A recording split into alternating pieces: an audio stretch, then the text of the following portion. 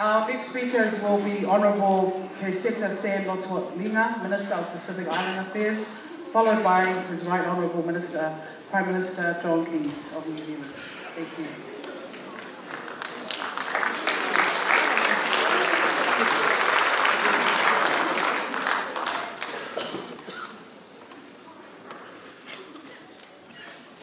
Whakatapu ki e kai hamai.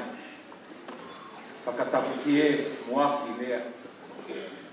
Whakatapu atu ki hoku I kainga tonga. Kotua pe oku tau nuku I saione ni.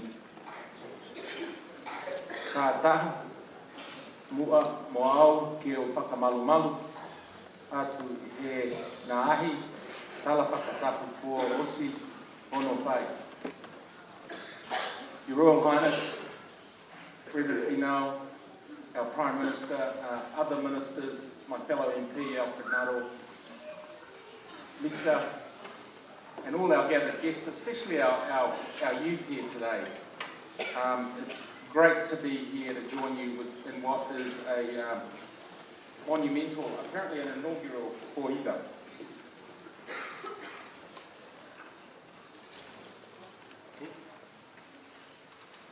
Oku moe I tau e. Praise God. Got through my common opening okay. But I'm, look, for a tamasiha more, it's a pleasure and it's a privilege to be here today. Gosh, just what amazing talent we've heard today. And it's special for me because I actually grew up in this neighbourhood. I was, Jonah and I, we grew up here decades ago, I won't say how long ago, but to Dr. Carl Toke, I actually grew up in Staverton Crescent, so I know where you were from originally, if it wasn't your father's ex-girlfriend's father. I think I got that right. And to my friend Edmund, is he he here? Oh, there he is, isn't he? I love the way he's very forceful after he received his award a couple of years ago. But it was great to meet you that day at the Prime Minister's Awards.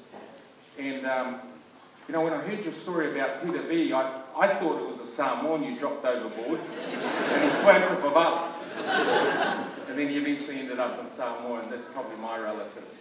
But hey, your challenge is a good one, and it's one that I think, you know, representatives welcome, challenges that are for the good of our people, the well-being of not just Tongan people, but people right across this nation. And, you know, we've heard about the Tongan spirit.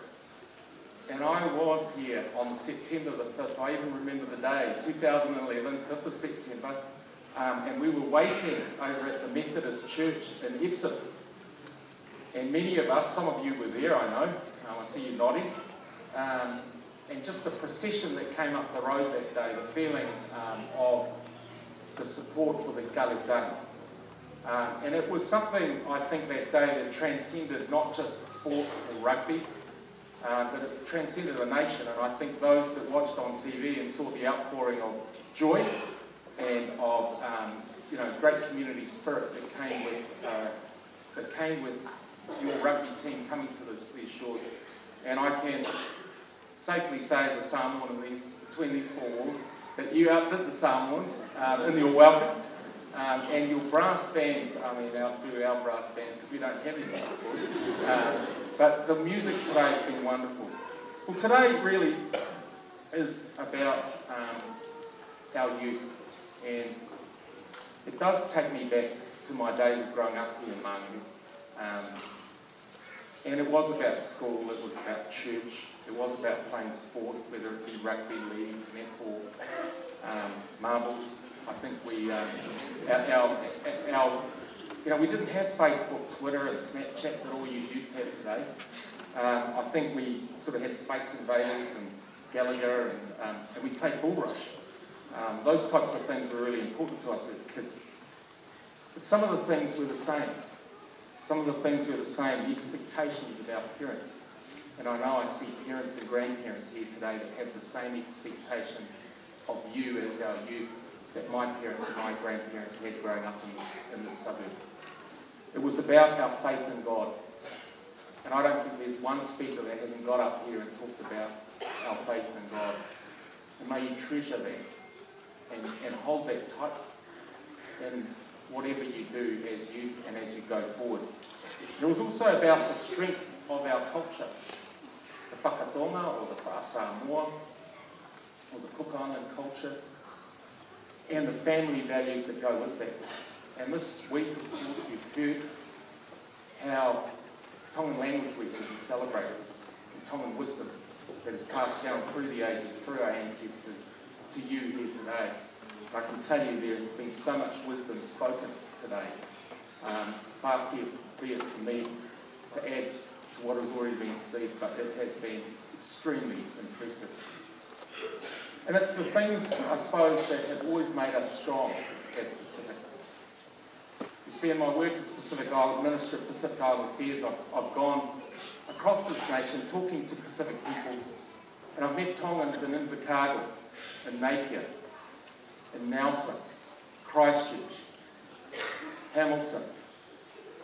And those Tongans have the same things that you have here today. Their love of their culture, their family, their faith in God. And it's what keeps them strong, and it's what will keep you strong going into the future. So while our government can give things like education and schools, healthcare that's affordable and accessible to you, housing that is warm and dry, our roads that we travel on every day, ultimately, and I think it's already been summed up well by Kati, ultimately it's up to us. It's up to us to determine how we do what we do and how well we do in this country of Aotearoa, New Zealand. So I want to encourage you all, especially our youth today, with your talents and your gifts. And we've seen a number of those things here today. The musical talents. We know about some sporting talents. I know that there are a few Tongan boys running around over in my electorate in Mount Smart at the moment playing against the Gold Coast Titans, and I know they'll do us proud. But it's also the skills that you get in your learning institutions and how you can grow. Because not all of us will be All Blacks and Warriors. Some of us will be nurses, bus drivers, taxi drivers, like my dad. Some of us will contribute to society in different ways. And for that, I just urge you to stay strong in those things that are important to you as Tongans. Take the best of what you have as Tongans and incorporate it with the opportunities that Aotearoa New Zealand will provide you through the various government services and through your jobs, your schools and your workplaces. So I want to thank you for the opportunity to be here today, encourage you in your future. Tua o Lotu.